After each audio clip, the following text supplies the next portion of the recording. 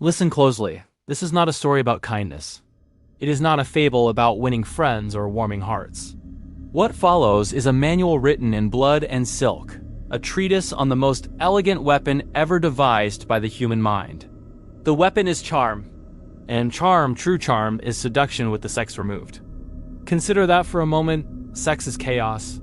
It is sweat and insecurity and raw disruptive need. It shatters alliances as often as it builds them. The master does not avoid this chaos out of prudishness, but out of strategy. Why trade in something so volatile, so temporary, when you can offer every addictive pleasure of seduction? The focused gaze, the flattery that feels like oxygen, the sense of being profoundly understood while keeping the act itself forever at bay? Charm is the promise of a kiss that never lands. It is the warmth of a fire you never quite touch. And because the target is never satisfied, the target is never free. The word itself betrays its origins. Charm comes from the Latin carmen, a song, yes, but more precisely an incantation, a spell cast to bind. The charmer is a magician who has learned that the most powerful enchantments do not dazzle. They soothe. They do not demand the spotlight.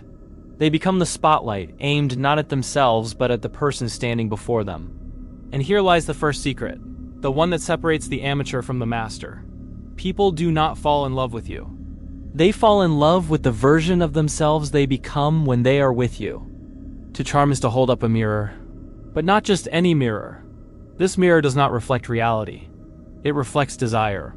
When the target looks at you, they must see their own wit, their own wisdom, their own hidden magnificence reflected back at them, brighter than they ever dared to believe. You are not there.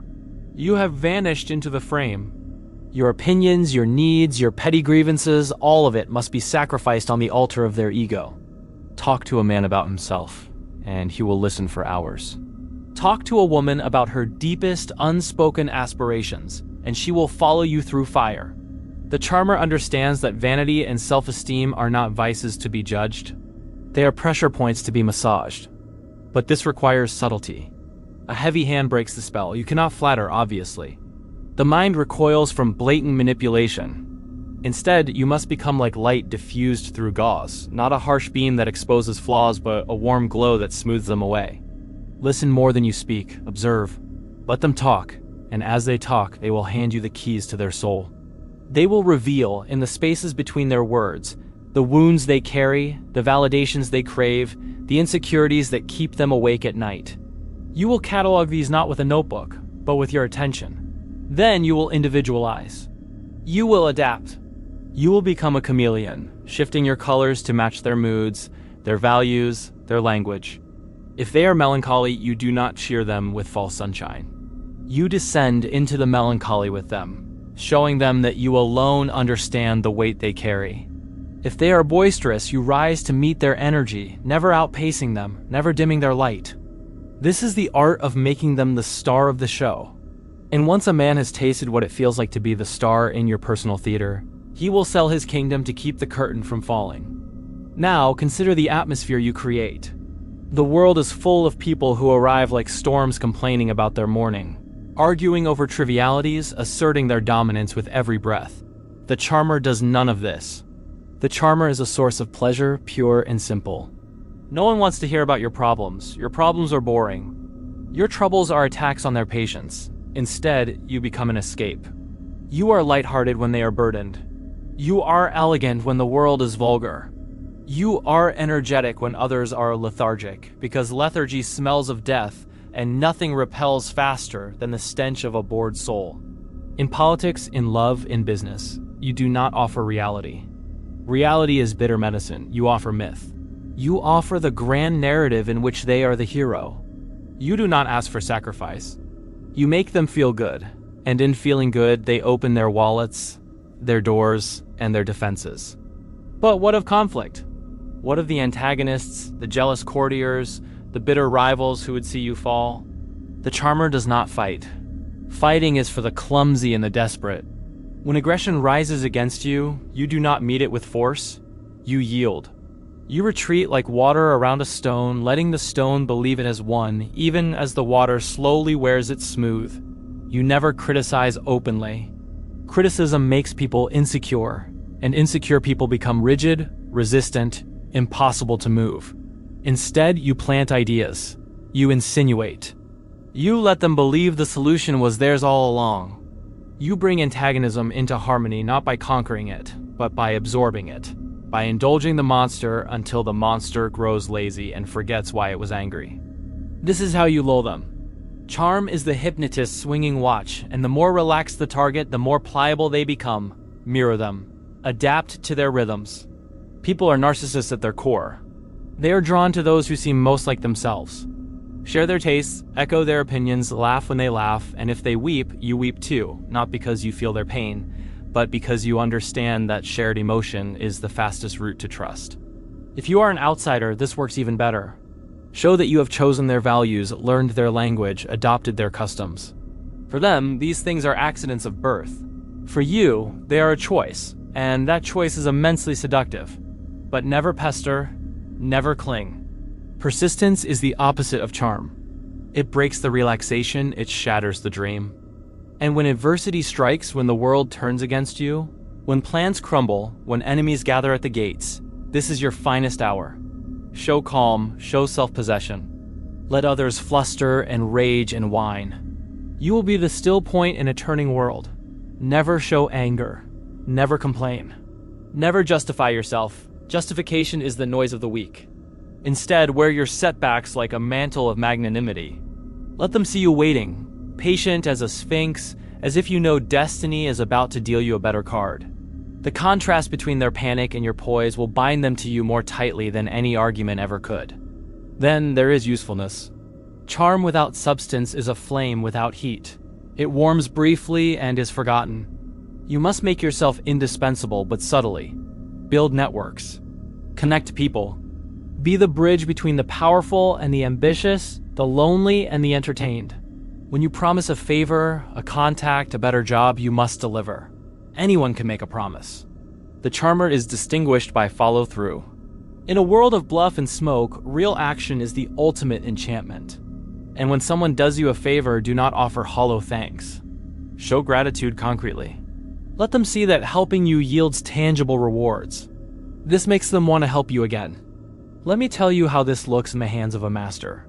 In the early 1870s, Queen Victoria sat on her throne like a stone monument to grief. Her husband Albert was dead.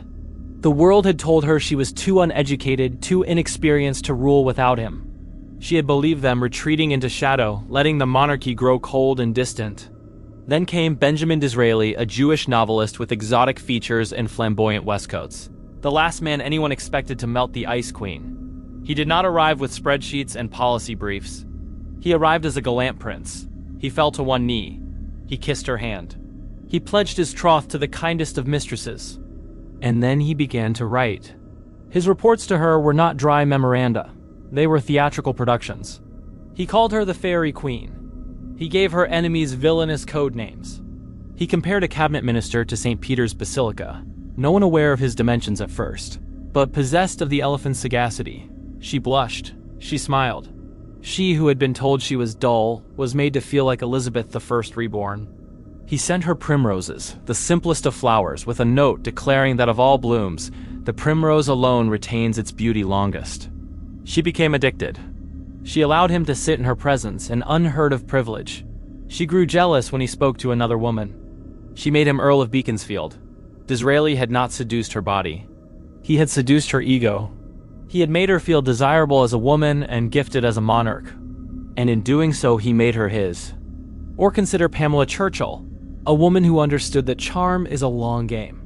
In 1971, she found Averell Harriman, 79 years old, widowed, politically finished, resigned to death by boredom.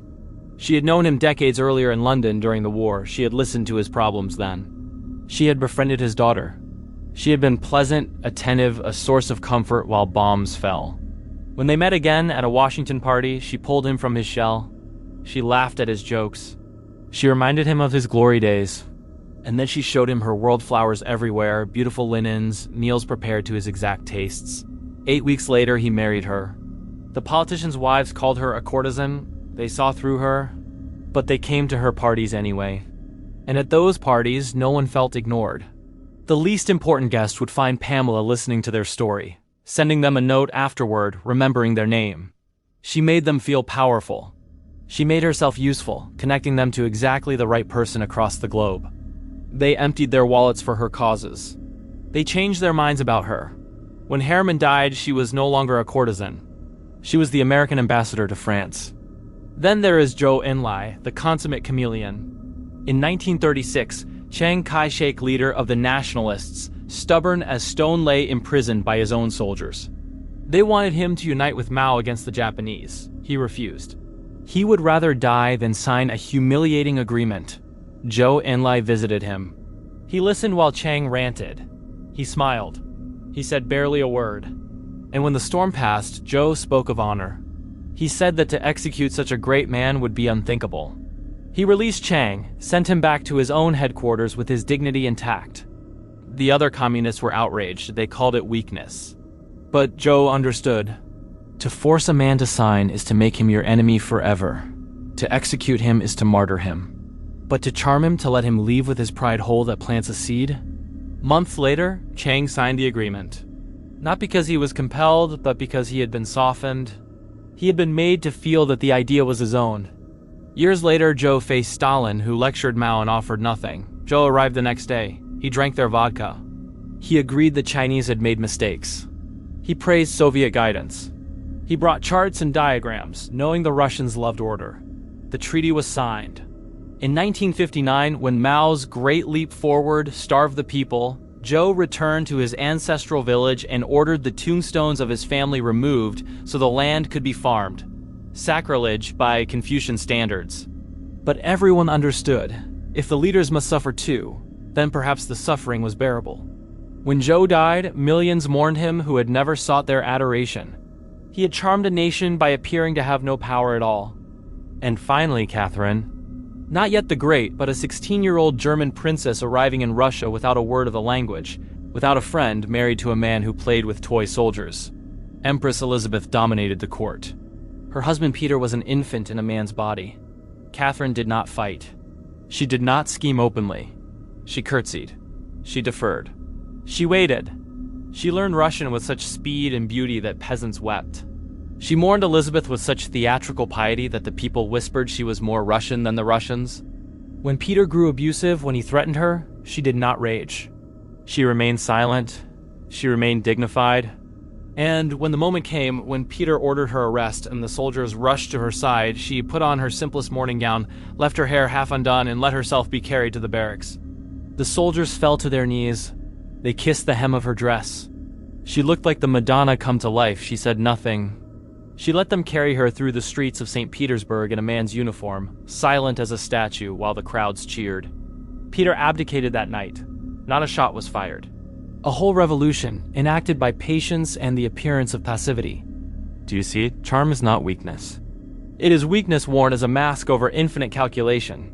It is the art of making other people emotional while you remain detached. Let them feel grateful, let them feel moved, let them feel superior.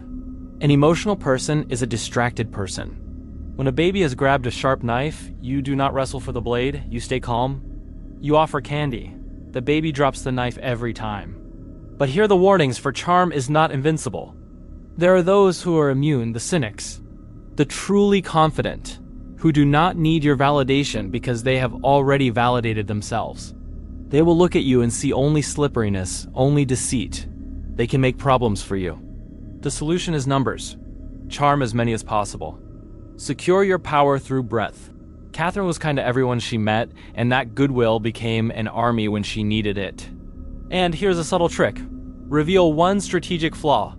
Admit openly that there is one person you despise. Do not charm everyone. Having a visible enemy makes you human. It makes you less perfect and therefore less suspicious. Disraeli had Gladstone. The charmer needs a scapegoat. In politics, beware the rigid believer. The man who worships a cause above all else cannot be seduced by personality. He will hate your flexibility. He will call you shifty.